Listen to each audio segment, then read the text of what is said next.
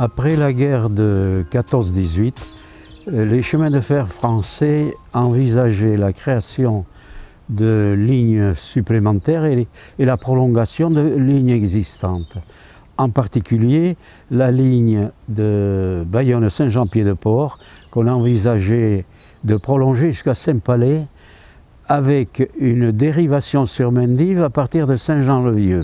Ceci va justifier un essor extraordinaire des marchés de traverse qui va évidemment intéresser les deux frères Pédeluc qui étaient dans la région de Abbas dans les Landes. Ils avaient 2 scieries. Comme les traverses étaient faites en hêtre et que la forêt d'Iraty était une forêt très importante de hêtres, ils essayèrent d'exploiter cette forêt et de bénéficier de l'essor de ces marchés.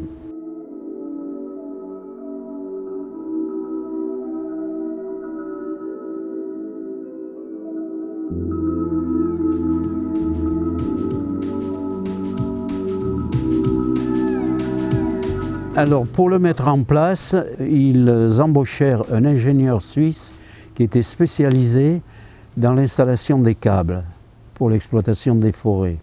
Cet ingénieur connaissait des Italiens. Ces Italiens étaient déjà en train d'exploiter du côté de la Soule, entre Licatéré et l'Arro. Donc, il fit appel à ces Italiens, en particulier les 4 frères Moretti, Pesanti, ainsi qu'une famille qui s'appelait Mazza, qui n'est pas restée longtemps, mais qui a quand même participé à la construction du téléphérique. Déjà, des sociétés avaient essayé de créer un funiculaire pour exploiter cette forêt. Ils ont eu d'énormes difficultés, en particulier financières, et ils abandonnèrent. La seule méthode qui permettait de l'exploiter, c'était en effet de monter un téléphérique. C'est ce qui s'est fait d'ailleurs assez rapidement, puisqu'en 1924, mon grand-père, qui était un peu le patriarche de la famille Moretti, vint sur place pour regarder évidemment le relief, la distance, etc. Et ils passèrent 2 jours sur cette montagne et décidèrent que c'était réalisable. Le relief est quand même très accidenté, il y avait d'énormes difficultés. Ils démarrèrent de Mendive, traversèrent ces montagnes pour arriver sur le plateau d'Iraty. Et sur le plateau d'Iraty, afin d'exploiter les différentes parcelles, ils construisirent ce qu'on appelle un téléphérique secondaire. Ce secondaire, on le déplaçait dans les différentes parcelles au fur et à mesure des coupes et de l'avancement des travaux.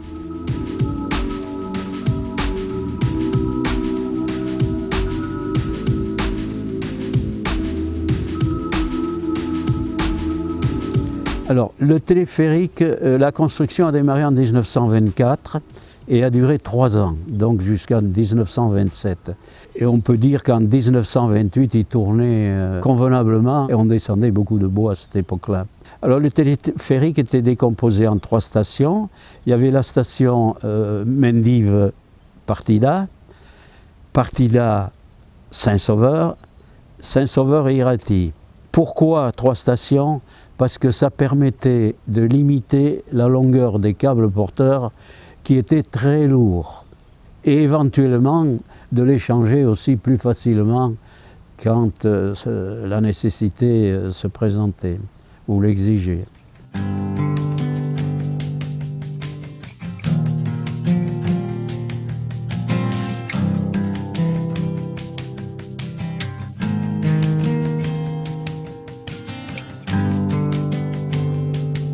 Alors on est sur une longueur de 13 km de Mendive à Iraty, qui est une longueur exceptionnelle. Et à l'époque, je pense que c'était le téléphérique le plus long d'Europe. Il y a évidemment les Italiens qui font tourner le téléphérique, qui sont aidés par quelques manœuvres. Il y a environ 50 personnes qui s'occupent du fonctionnement.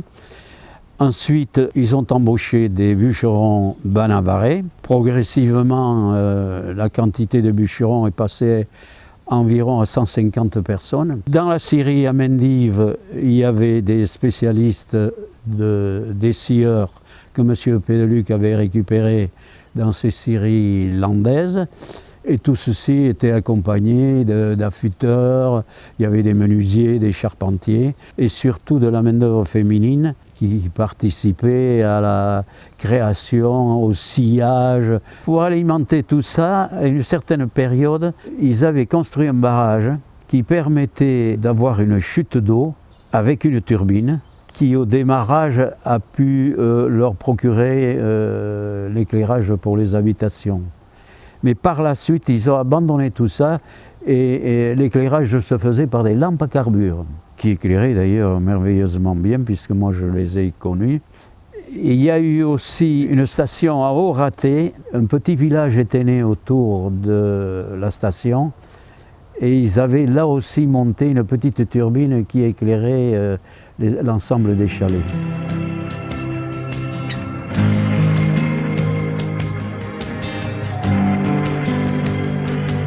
Toutes les coupes sont sous la surveillance des eaux et forêts. 2 gardes sont implantés presque en permanence dans un chalet à Pétilaré.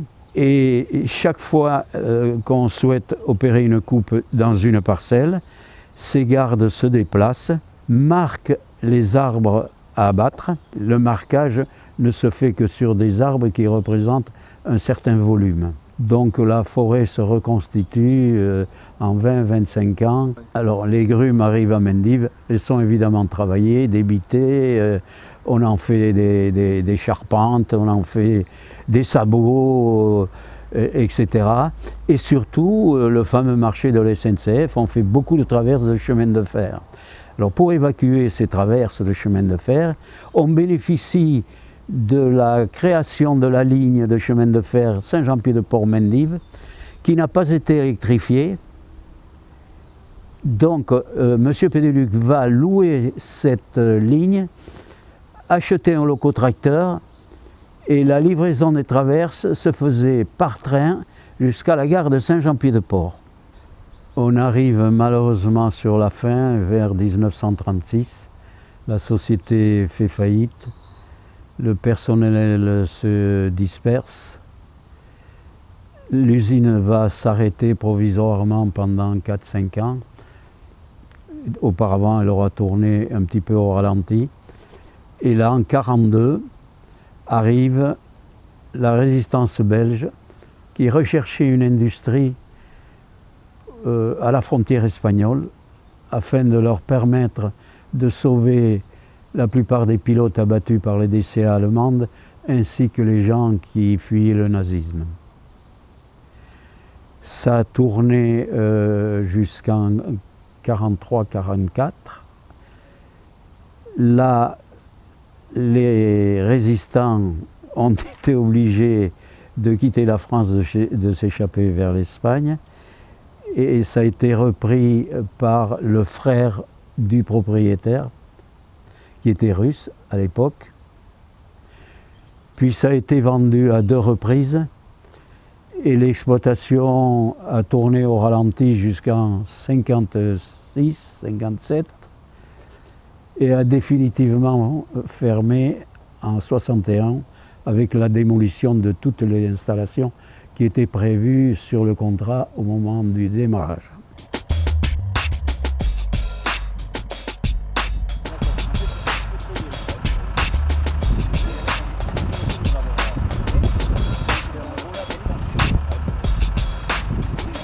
Nous sommes venus récupérer un chariot qui était enterré depuis une 60aine d'années et qui nous permettra peut-être, nous l'espérons, de créer un musée avec des vestiges du fameux téléphérique. Nous avons eu la chance, lors d'une promenade avec mon ami Michel, de découvrir la trace à peine visuelle d'un bout de ferraille qui nous a permis de détecter que là-dessous vivait un chariot que je recherchais depuis très longtemps, puisque j'essayais de collectionner tous ces vestiges que l'on peut trouver sur les différentes montagnes de la forêt d'Iraty.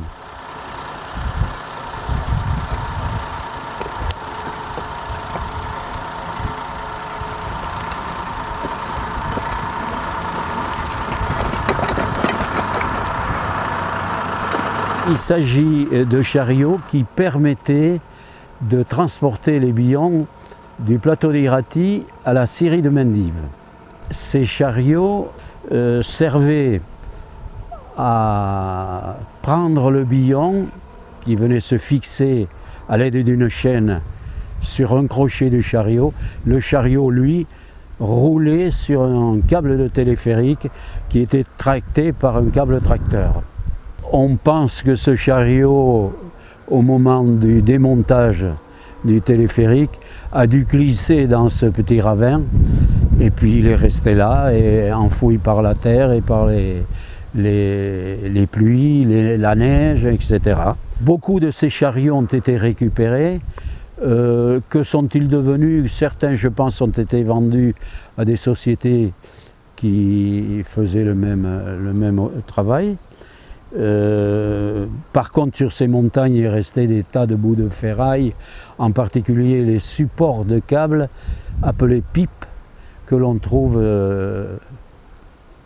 très souvent sur ces montagnes.